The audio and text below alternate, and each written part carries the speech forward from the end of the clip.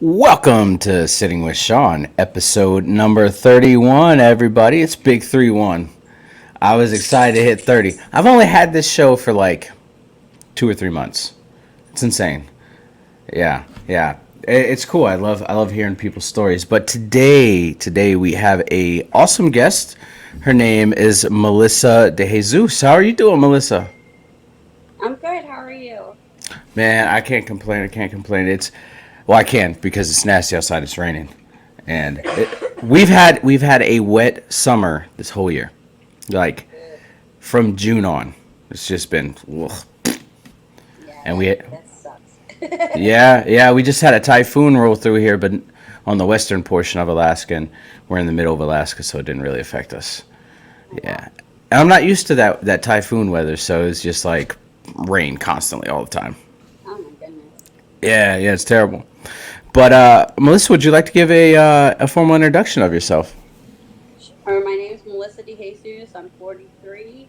Um, I'm in recovery. I'm coming up on 8 months on October 4th, and I work a solid program.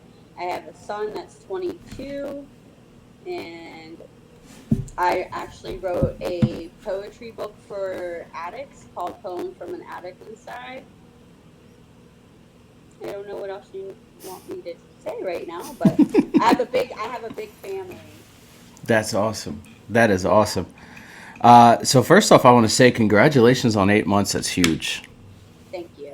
That is huge. Anytime that we're sober another day, it's so much better on us and everybody around us. Yes. Yeah. So you live in Florida. How's the weather down in Yes. Florida? It's hot right now. Ooh, ooh. What's the temperature like? I believe it is like 90, but feels like 103. What? Yeah. I can't even dream of 90s up here. Yeah, well, we just had rain the past week. Like, it kept raining, so it made it more humid. And so today is just all sunshine. And I don't want to complain because, like I said, I'm flying to Pittsburgh tonight, and it's 54 degrees up there. And I'm spoiled with, 80-degree weather. Pack that winter jacket. You're gonna need it. Oh, yes, already did. That's awesome. Yeah, and I was sharing with you. I grew up in Erie, Pennsylvania, like an hour north, or sorry, 2 hours north of Pittsburgh. And so yeah, every time I went home, I had to fly through Pittsburgh, and Pittsburgh is more beautiful than I would say Philly is. If you've been to Philly, Oh, yes, it is.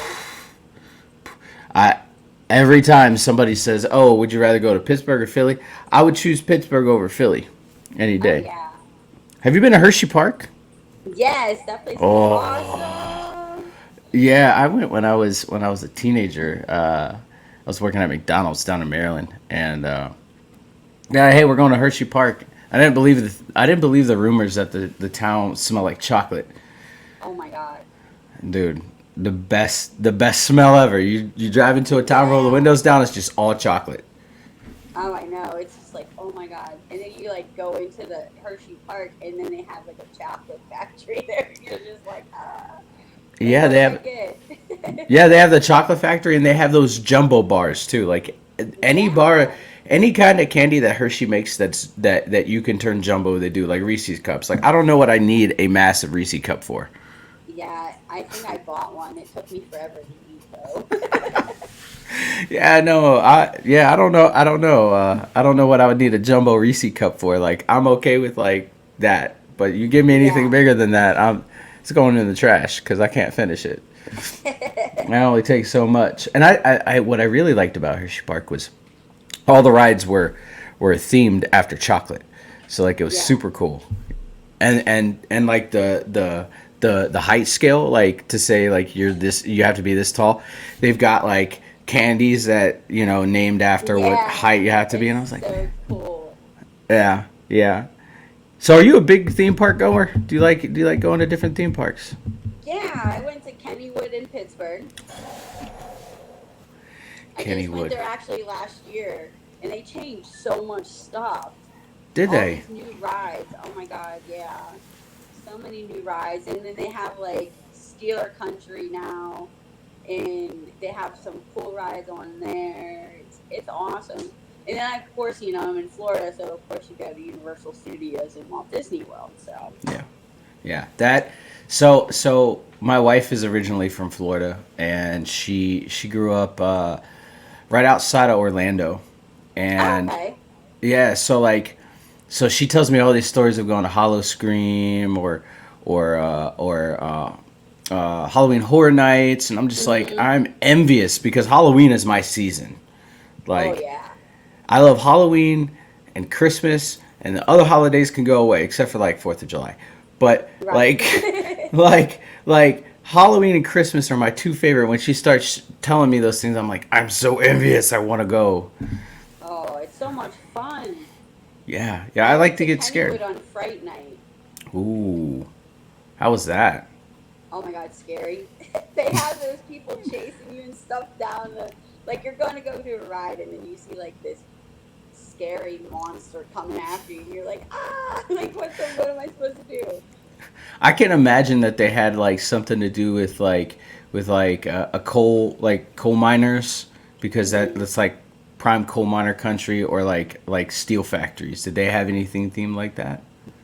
Yeah, they were just, it was so many different people. Like it was crazy. Like they have a coal mine in Natrona Heights, Hmm. and you can go into the old like coal mining carriage thing, and they have it for Halloween, and you go into the coal mine in it. It's really cool. That is cool.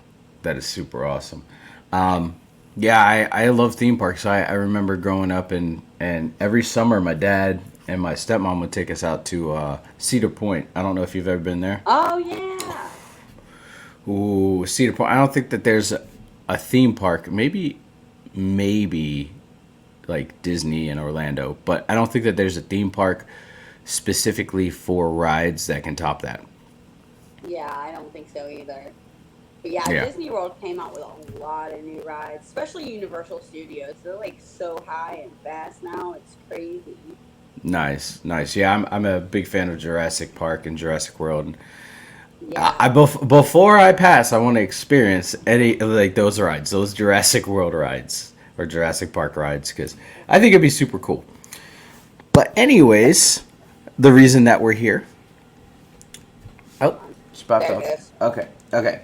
All right. So, anyways, the reason that we're here is to share your story. Oh, all right. You Siri. back? Yeah, Siri keeps popping up. Okay. All right. Man, Siri, she listens in on our conversations, man. Yes. Scary. anyways, so the reason why we're here is for you to share your story. So what was it like in your active addiction? Well, I didn't start uh like full blown active addiction until I was 19. Um After my first son had passed away.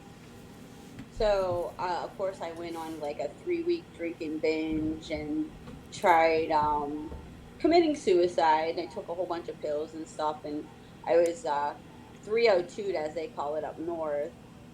And I had to stay in this mental hospital for at least a week, and I ended up being there for 30 days. And like, I didn't think I had a problem though. I just thought, I just drank to, hide the pain, and then when I got out, I was only drinking on weekends and dibble and dabbled in different kind of drugs. And then I had my second son, Bryce, who's 22 now, and like I always had a case of beer in my fridge and a bottle of vodka and Goldschlager in my freezer. But I drank when he went to sleep, got up the next day, went to work, took him to preschool, and I still didn't think I had an issue. And then when I was 25, or when I was 23, I had my youngest son. When I was 25, he passed away. And at this time, like during my pregnancies and stuff, I didn't use drugs, I didn't drink or anything. And but with him, my uterus had ruptured, and he was out of my rib cage, or out of my uterus under my rib cage. They couldn't find him for like 25 minutes, and he ended up having cerebral palsy and everything. And then like 2 years later, 2 months before his second birthday, he got a temperature of 105, and they couldn't get it to drop, and all his major organs shut down. So after that, like my whole world just crashed because my only son that I had left, Bryce, his dad like took him to California. So it was like I lost all my kids. And then I met this guy and he introduced me to heroin, and I was 25 when I started using, and I just stopped the beginning of January of this year. So I was like running from all my past traumas and stuff.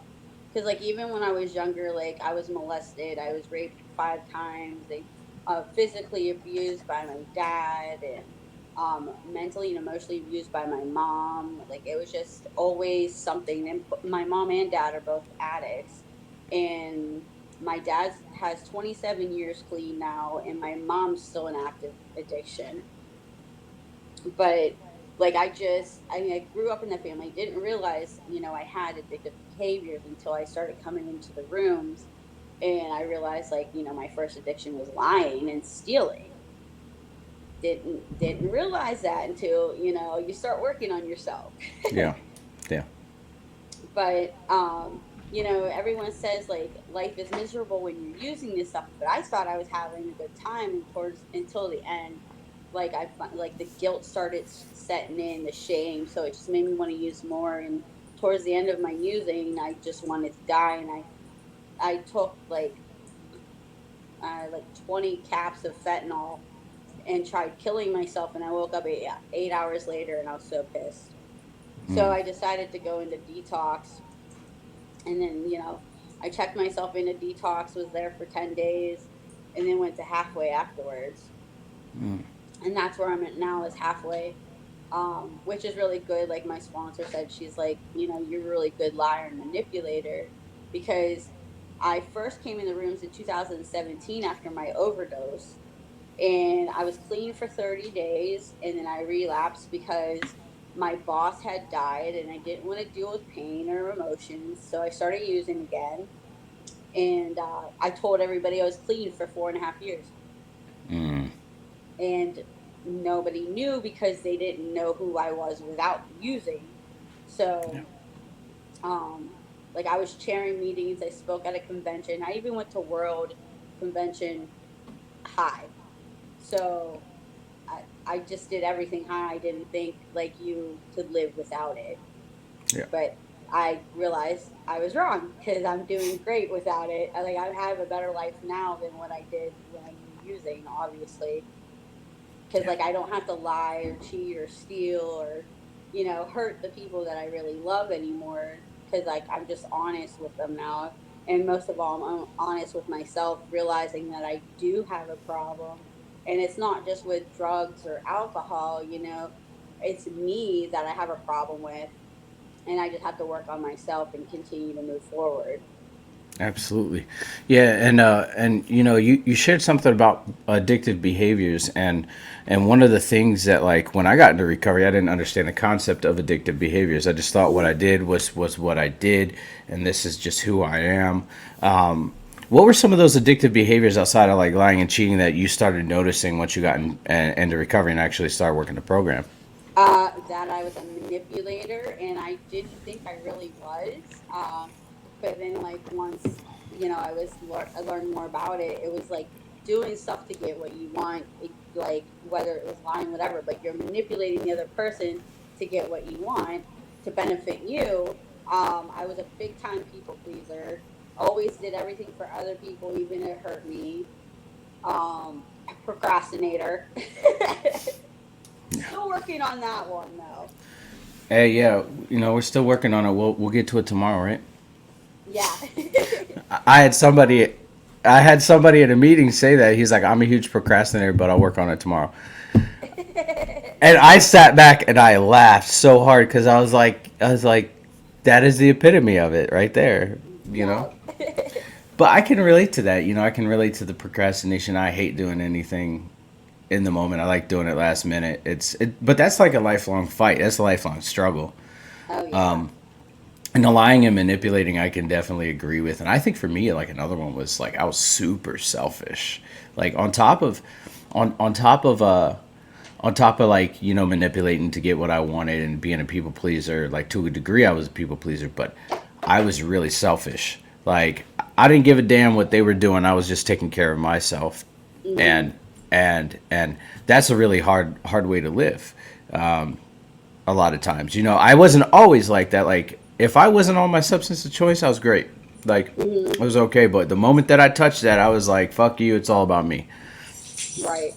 And so yeah, and you also you spoke about the grief and the loss and stuff like that, and kind of being emotionally driven, as a coping mechanism, alcohol and drugs. Have you found any? Well, we'll get into that later, but the what about it? Like, because you said that you really didn't use prior to the death of your first son. What were some of your coping mechanisms prior to that, for the I trauma? would write, yeah, for my trauma and stuff because like I told my mom about what happened and she didn't believe me and like so and then I had abandonment issues because my dad like left us when he was sick I was 6. Well, my mom left my dad when I was 6 because he was like a heavy user Yeah. and very abusive. So like I ended up getting an ulcer when I was age 6 because I wasn't allowed to express how I felt.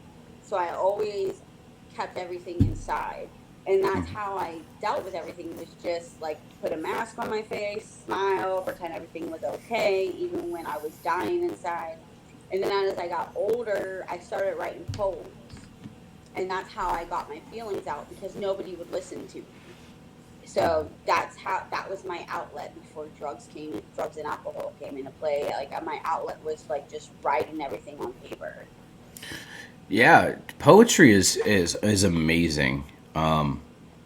And the arts in general are amazing, but poetry in specific, I do it from time to time, and it's a massive outlet. And I don't know if you experience this, but it's a massive outlet to really just let it all go and let it all out. Like, and songwriting and stuff like that is the same way. When I started to get into some of the more mental health recovery aspects of it, I would lock myself in my room and just write. And Hmm. it was torture doing it, but on the back end I felt so much better. Was that the same experience you had? Oh yeah, like I feel so much better when I get it on paper because like I can express to somebody how I feel, but like I can't really explain it. But then when I put it on paper, it's like, oh my god, like this is exactly how I feel, and then I share it with other people, and they're like, you're not alone. Like this is how I felt too, or this is how I'm feeling. So it's Yeah. like great to let people see how I'm feeling and realize that I'm not alone because I always thought I was alone. Yeah, and that feeling of loneliness can actually also lead us into using too. Is that Yes. was that would you say that was like another reason why you came into addiction? I was always like the popular person. I was friends with everybody. I always hung out with different people. I think mostly it was just because I did not want to face reality for anything, and I was Yeah. just running from that, and I wanted to stay in my happy bubble. Yeah. Yeah, I can understand that wholeheartedly. I was never popular. I mean, but never popular. But yeah, I mean, I, I'm I'm glad I'm glad for my experiences and what I went through, and not everybody can say that. I'm glad that some of the things that happened, like what led me into recovery, was getting put in a cop car, going to fucking jail, and sitting in jail for 20 Oh wow! days, to realize, and my 20 days in jail is like not that much compared to other people who've had years in jail, and they're just like, Right. okay, life, but we all get to that point at certain times, and so in that time, where I was sitting in jail, I blamed everybody for my problems. Was that kind of you as well? Like, you said, well, fuck Oh, this person because. I blamed everyone. I blamed God. I blamed like life itself. Like I didn't understand it. Always blame my mom. Still blame my mom for some things. Like she's on my resentment list because I'm on my 4th step. So Yeah. I just got done with resentments. I'm on relationships right now, but yeah, my mom is like one of the biggest people that I blame for everything. Yeah. Um, I'm still working on that, obviously. I know she, you know what I mean? Like, I have to accept the fact, like, she did the best she could with what she had and with her being an active addiction. Yeah. But, like, it's weird because, like, she treats my brothers differently than what she treats me. Hmm. And I always asked her, I said, well, why do you do everything for them? Like, when I need help, you don't, like, help me. And she's like, well, because you've been independent since you were 2. And I'm like, how are you independent when you're 2? Yeah. And she said that, like, I always got dressed by myself, like I did everything by myself since I was 2 years old. Yeah. So she just said she didn't think I need, like, she said that she did not think that I needed her. Mm. And I was like, well, you were wrong. Yeah. I mean, every kid needs their parents, both of them. I can understand that. My mom hasn't been an active part of my life like ever since I was probably 4. Mm, My mom and my dad were in active addiction, so I have addiction on both sides of my family. I understand that, and my mom, my mom and my dad lost custody of my sister and I at a young age because of some mm, things that happened. And by the age of 11, my mom said, "When you turn 18, like I'll be here. I'll tell you the truth, my truth." And then I lived with my dad for a while, and my dad was in active addiction for as long as I can remember. Just like like you said, had a case of beer in the fridge, alcohol or alcohol in the freezer. That was my dad. But it got significantly worse over time. yeah. And he was a truck driver, so he was like never home. But when he was home, it was like Oh, fucking bad, dude. right. Yeah, yeah. And I learned unhealthy fear of authority figures from that experience with my dad. But I can relate to to the abandonment feeling, because all the way up until probably a few years ago, my dad and I hadn't had a great relationship. And I don't know if that's the same with you, like getting into recovery. Have you been able to like communicate better with your dad and have a better relationship with him? Oh yeah, I moved back down. Like, I moved to Pittsburgh when I was 12. I moved back down to Florida when I was like 7 years ago, and Mm. that's when I wanted to get clean. But of course, it took me 7 years to get there.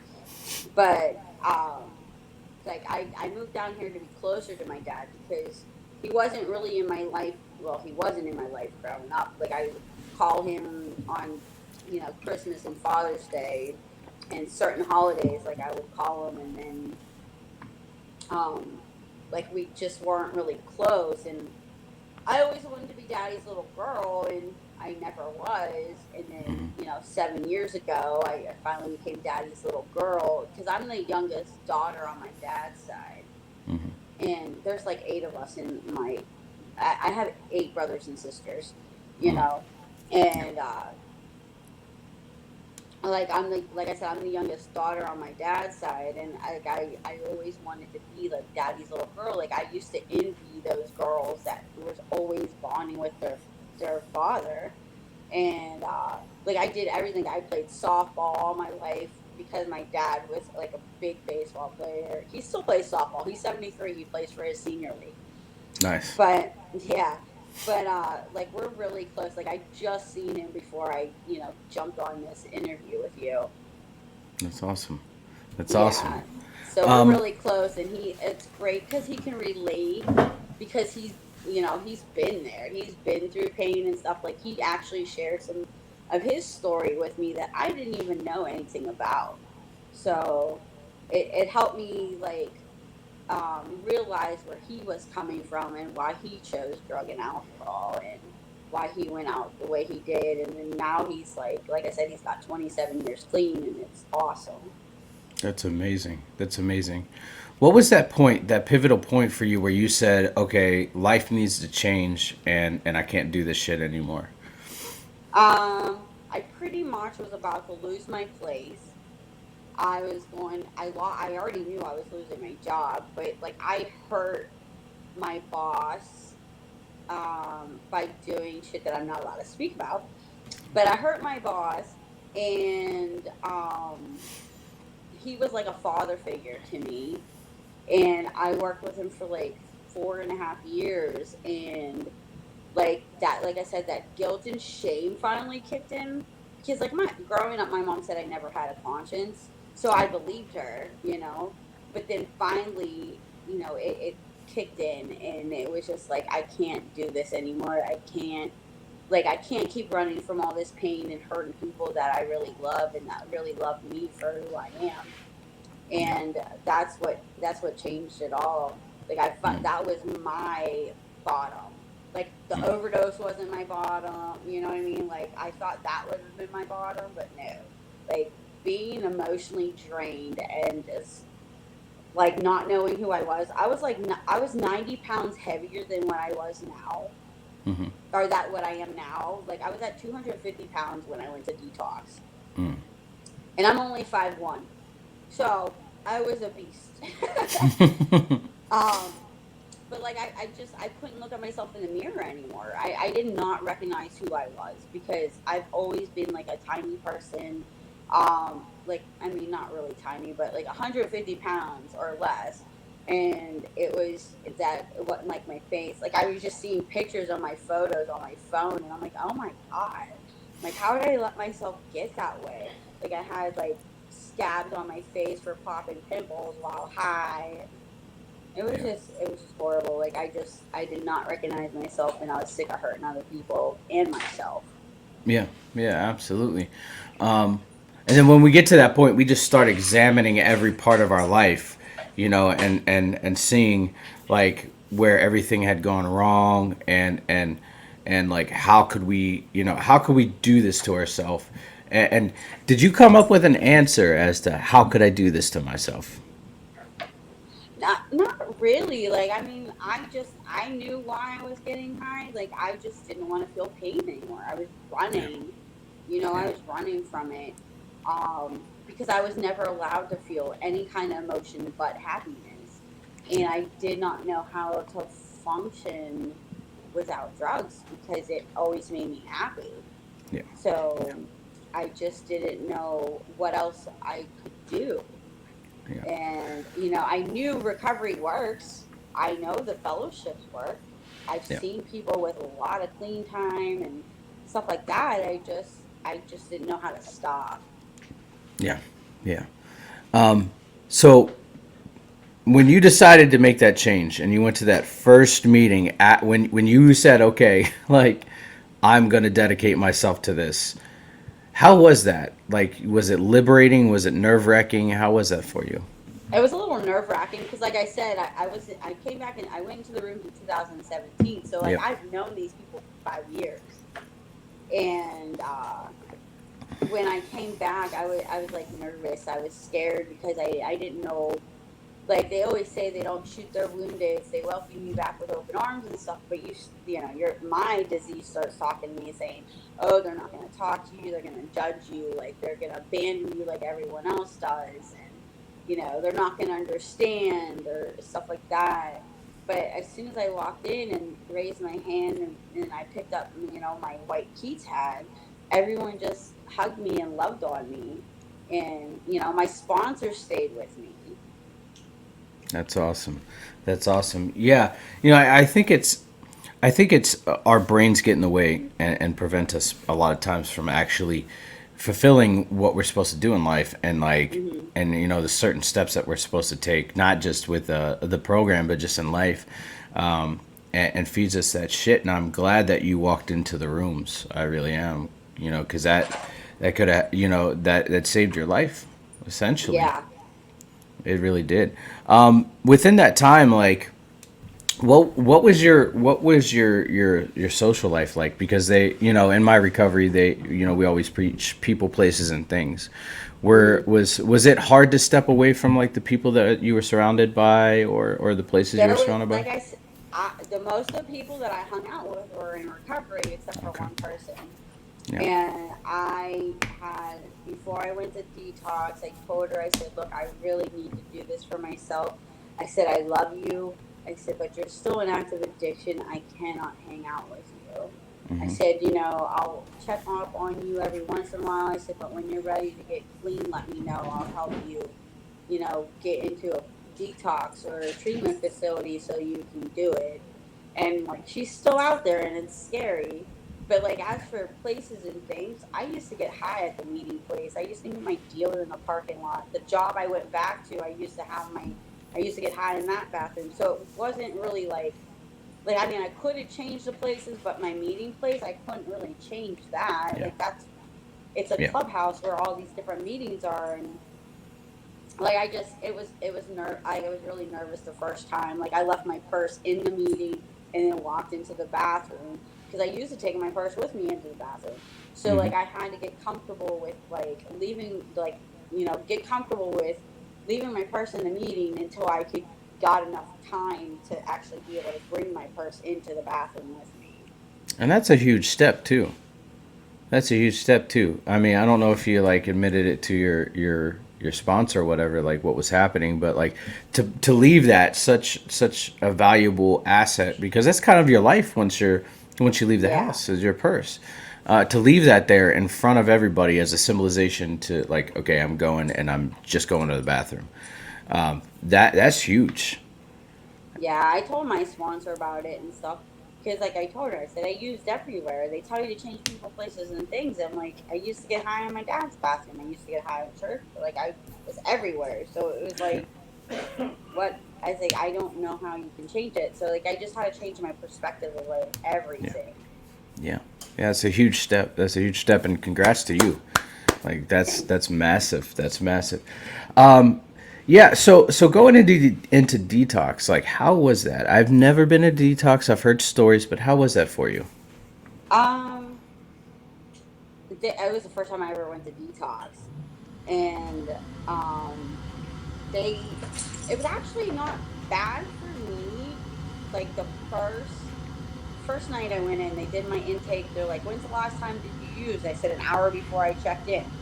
Hmm. And so they couldn't put me on anything until the next day. And then once they did, like an hour later, I went into instant withdrawal. I was half my body was hot, half my body was cold. I would cover one half and it would go vice versa. I was shaking so bad, and they had to, like, they like looked at me because I kept telling them like, you know, I'm really sick. Like, I can't do this. Like, I was ready to run. And they asked me, they're like, "Are you sure you're not going through alcohol withdrawals?" And I was like, "No, I haven't drank alcohol in 12 years. Like, I know I'm not going through alcohol withdrawals." And they're like, "Well, how much were you using?" I said, "I was doing 20 to 50 caps a day." I said, "So I have a lot of fentanyl in my system." Yeah. And they finally gave me another Subutex. Hmm. And after that, it was fine. And then they weaned me off. Like 5 days, they weaned me off. That because like, I went in there January 29th, but my clean date is February 4th because that's when I was off of everything. That's But awesome. I will not forget that detox that first day. Like, it was freaking horrible. Yeah. But I'm so Yeah. glad like they monitored me and stuff, because if I would have did it by myself, I would have been out there again using. You said that you were in there for a week, or that you're meant to be in there for a week, but you ended up staying for 30 days. Why did you end up staying for 30 days? Oh no, I went to detox for 10 Oh, days. oh, 10 days. Okay, okay. Yeah, no, Yeah, no. I understand. Okay, completely. I got mixed up. That's my fault. I'm sorry. that's okay. How was it stepping out of detox once you were done and you they had weaned you off and everything was good? How was it stepping out? I was so scared because I didn't have anywhere to go, and no treatment facilities would take my insurance. Um, I tried certain ones that I had connections with, but I'm dual diagnosed, Yeah, and not a lot of places treat that. I mean, they're yeah, getting better with it down in Florida, yeah. but there's not a lot of them that go with, you know, because I have Medicare, Medicaid, so like, Hmm. not a lot of them don't take those types of insurance. Yeah. And I called this one lady that I had a connection with, and she gave me a lady that was halfway, because I knew if I went back to my dad's house, I would be back in the streets using. Like, I would have Hmm. called my friend up and been like, "Yeah, no, I'm done doing high." So like I did not trust myself when I was leaving detox, and I knew if I went to halfway, at least I would be accountable for things. Yeah. So that I went there like I was so scared. Never been to halfway before. I'm 43 years old, and I've been on my own since I was 18. So like I never had rules. I didn't have to listen, nothing. And now it was a big change for me. Yeah. Uh, I'm glad that you did decide to go to halfway, and I'm, and I think it's very important that, and I'm glad that you said that you were scared, because a lot of times when we get out of those systems that kind of helped rehabilitate us a little bit, we don't realize how terrified we are, and we don't admit how scared we are. And I think that should be applauded. Like saying that I was scared because I didn't want to go back to using, but that was a possibility. Right. Yeah. Yeah. I mean, that's I would get like it was scary. Like everything's new. Like this is all new to me. Like dealing with my kids' anniversary, all their birthdays. Like this is all new to me because I've never dealt with it clean. Mm. And like everything's scary for me. And I didn't think I was a fearful person because like I always was on survival mode. Yeah. And like this is a new type of survival mode. Yeah. Yeah. And you talked about dual diagnosis as well. And up here in Alaska, you almost have to be dual diagnosed in order to get into a treatment facility. Oh wow. And they accept Medicaid and Medicare. It's, you have to have those in order to get into it. Like, they're obviously going to take you if you don't, but Hmm. but you almost have to have it, because up here in Alaska, we kind of incorporate holistic treatment. So you're going in not just for the substance of choice, but or substance, but you're also going in for the mental health and the spiritual and the emotional and physical. And so Right. they holistically recover you and then release you back into society with limitations. So you still check up with the treatment facility. You still work with your case manager, all that stuff. And so it's kind of a way of rehabilitating you completely, giving you the tools and stepping back out, and it's worked wonders up here. Oh, that sounds awesome. I hope that you guys get that down there.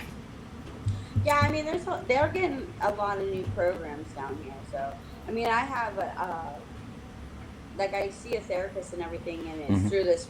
through a group called iRecovery, Hmm. and it's like everybody there are either recovering addicts or have some type of family member, or you know what I mean. Like they Hmm. know the history of addiction and the disease of addiction. It's not Yeah. just they're not just book smart about it. They Yeah. actually have some kind of experience with it, and like they're awesome. Like I can call them anytime and let them know if there's something going on. Like I have different teams. Like I have a physician, a psychiatrist, a therapist. Like I have different teams for them. And like that's one good thing about it because I know Florida has a lot of programs like that. Hmm. Like they have the IOP and PHP, but like most of like they're getting better with not needing the insurance. Nice. Nice. Now, do you guys have peer support down there? Yes. Okay, cool. Yeah. Oh, she froze up. Okay, you there? Uh oh. No, I think it's me. It's a me thing, potentially. One second. One second, y'all.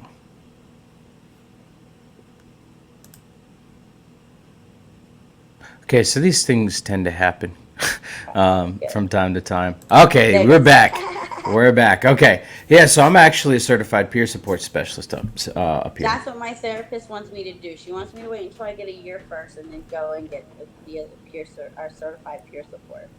It definitely has changed my perspective, and it's changed my life too, and it gives me the opportunity to actually talk to people like you, and I love it.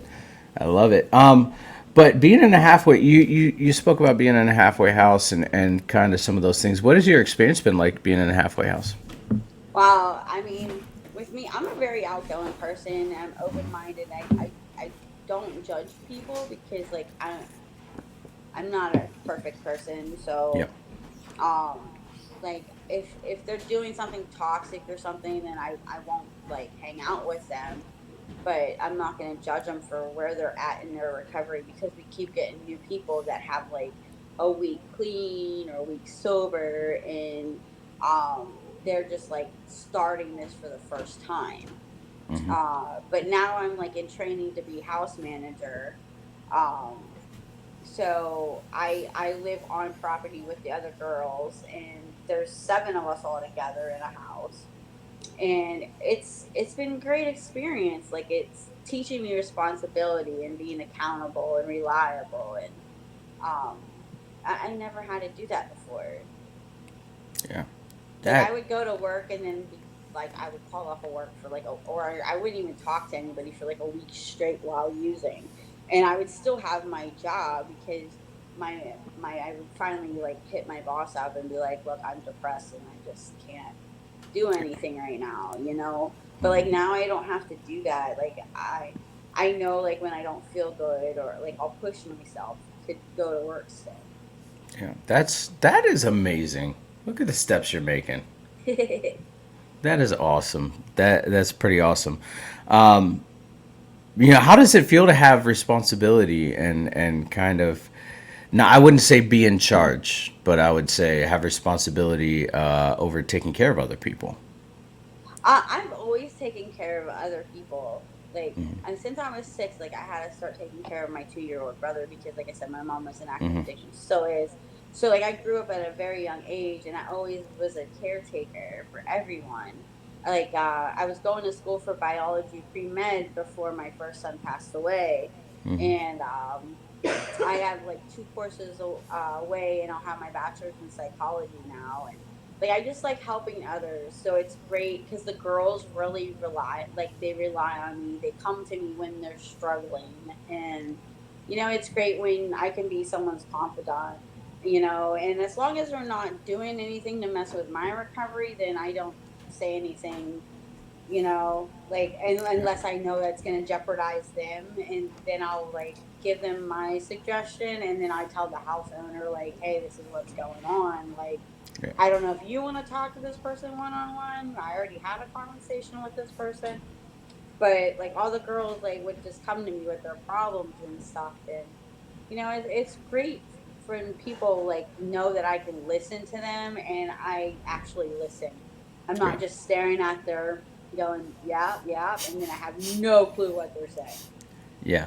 I actually think it's very important what you said as far as not putting your recovery at jeopardy.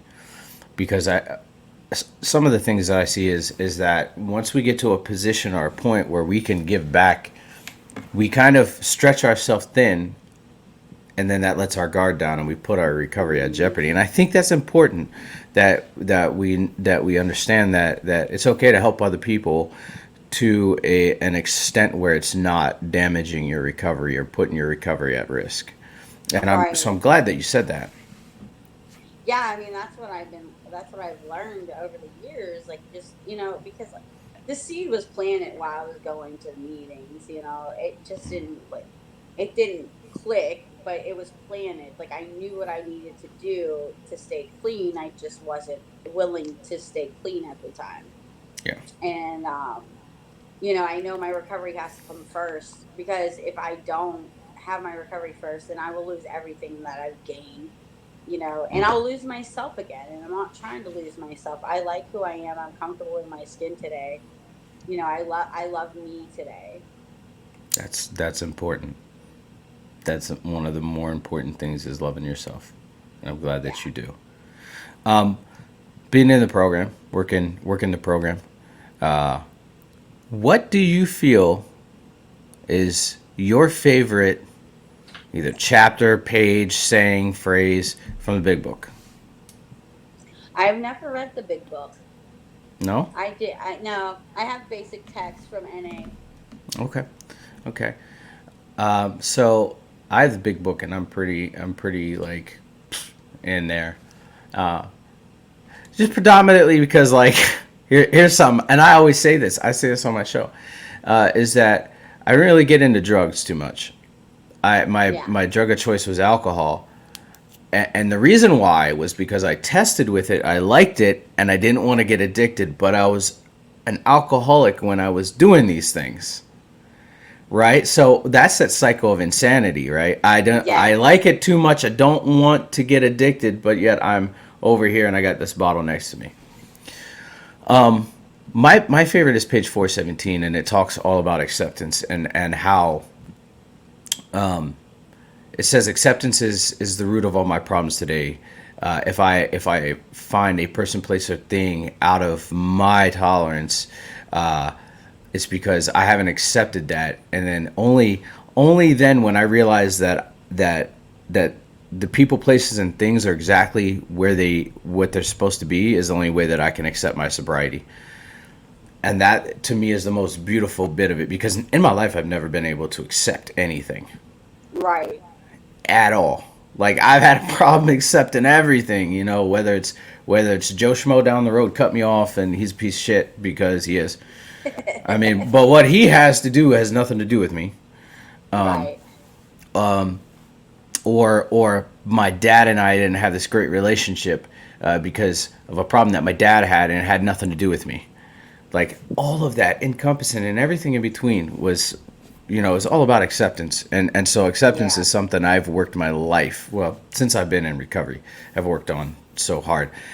And it was crazy because the person that gave it to me, the person that was like, read page 417, was my dad. Oh, wow. My dad was in recovery for 7 years, and he's recently gone out, but he has a vast knowledge of the program. And so whenever I'd have a problem or something like that, he'd be like, page 417. I'm like, I don't want to hear what you have to say because you're not sober.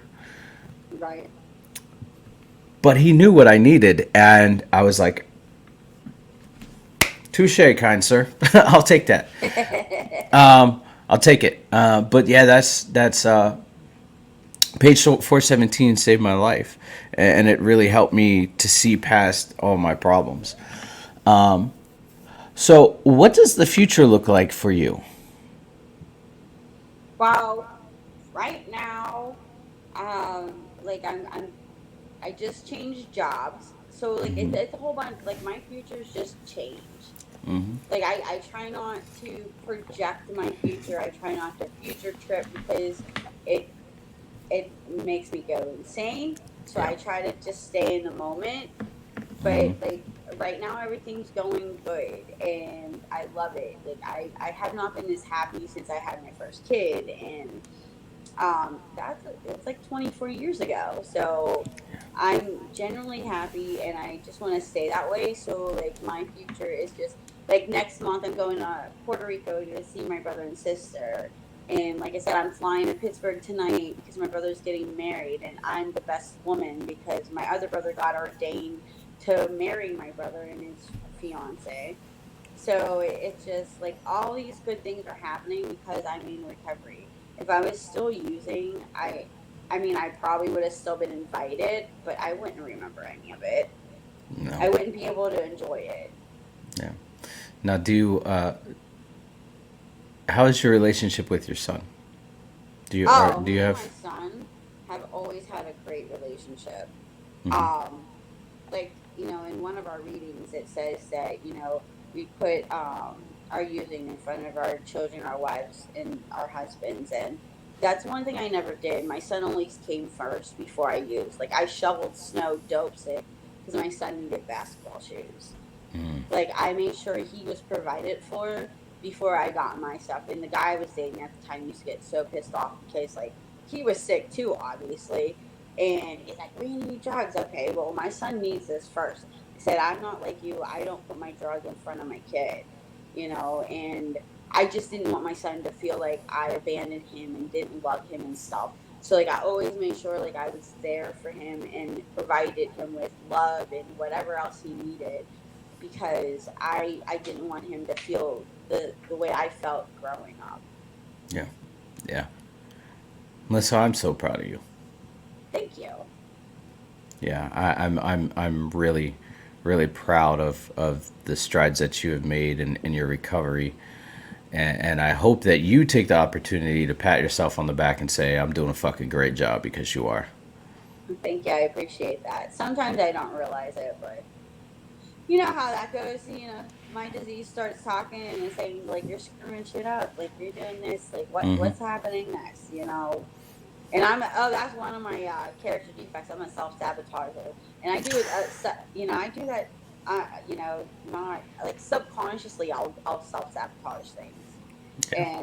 and I have to talk to people about it. Like I talk to my sponsee sister and my sponsor and stuff about it, and they're like, "Do you think you're self sabotaging stuff?" And I'm like, shit, maybe, Yeah. yeah. I think I am. Yeah. Yeah. Yeah. So, did you publish your book? Yeah, it's on Amazon on the Kindle. It's called Poems from an Addict Inside. So Mm. you can purchase it on Kindle. I have a Facebook page, obviously called Poems from an Addict Inside, Yeah. and it has the link for how you can purchase the poetry book.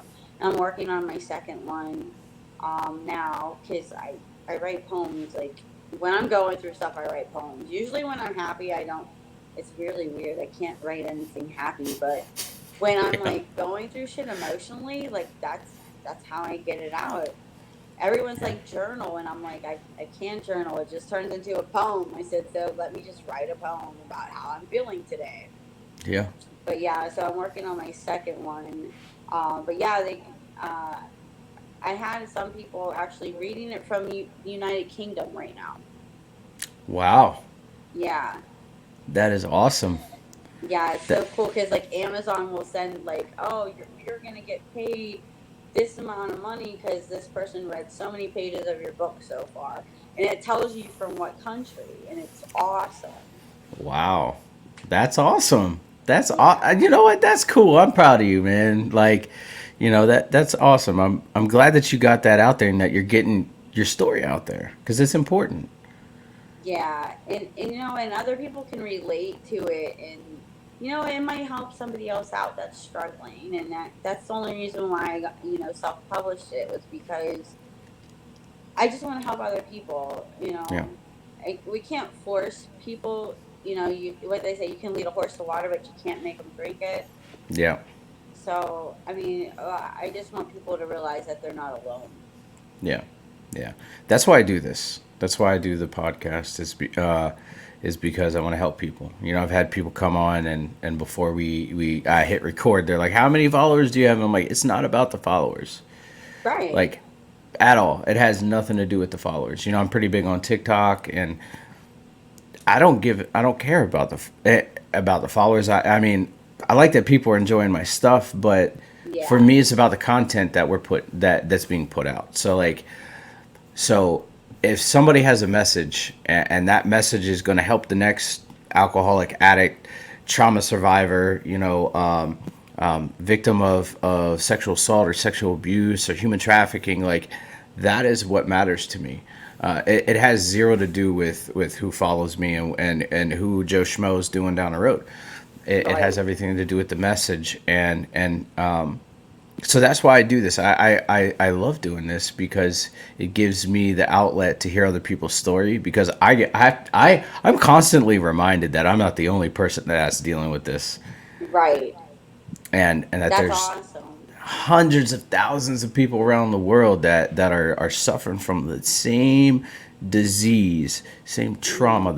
that I've gone through, and it's just humbling and amazing, and I get to meet amazing people like you every day, and I'm so grateful for it, so grateful for this opportunity. No, that's awesome that you do this because, like you said, it doesn't matter how many viewers you have. It doesn't matter who's following you, whatever. All if you could just help one person with your podcast, that's all that matters. Yeah, absolutely, absolutely. So do you have any advice or suggestion for somebody that's kind of going through it, or they're in the middle of their active addiction, or they're looking to get into recovery? What advice or suggestion would you give them? My suggestion would be to ask for help. Like that's the hardest thing an addict or alcoholic can do is asking for help.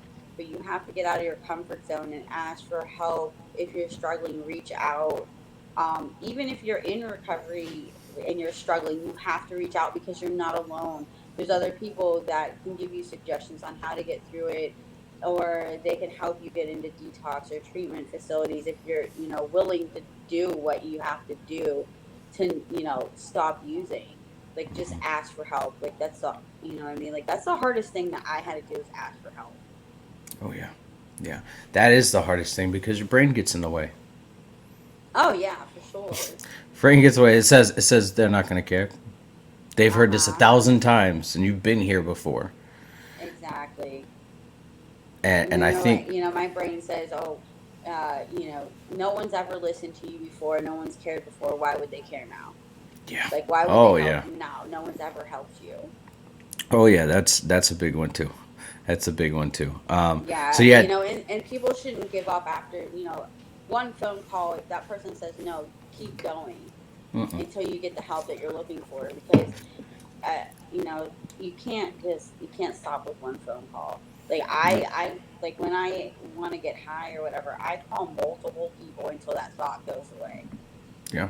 and then I Yeah. go to multiple meetings and share about it. Like I have to keep telling on myself and stuff like that because if I don't, I will go back out there. Yeah. I've come to this realization that every no is just the next opportunity for a yes. Yes, I've heard Yeah. that. Yeah. And so I've never stopped. I've been super persistent when I needed something. And actually, you did hit on something. You said every time that you wanted to get high, you went to a meeting and everything like that. And I actually had one of my guests earlier on in the podcast. His name is Joe, really good guy. And he shared something with me. He said, one of my last relapses that was really bad. He was like, I called my sponsor at 4 in the morning. Sponsor didn't pick up, so I called the dope man because I know he would. I was like, hey, you're honest, man. And but that's how crazy our disease is, right? Hmm. Our disease is like it tells us, okay, if our sponsor's not going to call, we're not going to go to the next best thing that's going to help us out. We're not going to go to a Right. meeting. And so yeah, I'm glad that I'm glad that you pointed that out. Is that there are multiple avenues to get help. You got to look for them. You got to search them out. Right. And like they say, like the only thing you have to change is everything. Oh yeah, that's hard. Yeah. And everyone's like, what do you mean I gotta change everything? But like Yeah. most of all, you gotta change yourself. Like you can't like we go back to what we're like with me, I go back to what I'm comfortable with. Hmm. And what I know, like we don't like I fear the unknown. I don't like the unknown. I don't like change. But if I stay stuck there, where in the fear and of the unknown and not wanting to change, then I'm not going to, and I will end up going back out there. And fentanyl's killing everybody, and I don't want to die today. Oh yeah, you're not lying. You're not lying. Those fentanyl numbers, like deaths, ODs, are going way up there. 33% in the last year it went up. Woo. Yeah.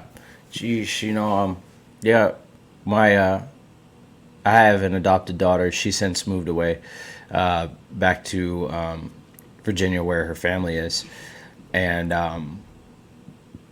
she lost one of her good friends in high school to fentanyl. They're And dying so young. oh yeah, oh yeah, yeah. It's laced like fentanyl's being laced in everything now, and it's Oh, I insane. know.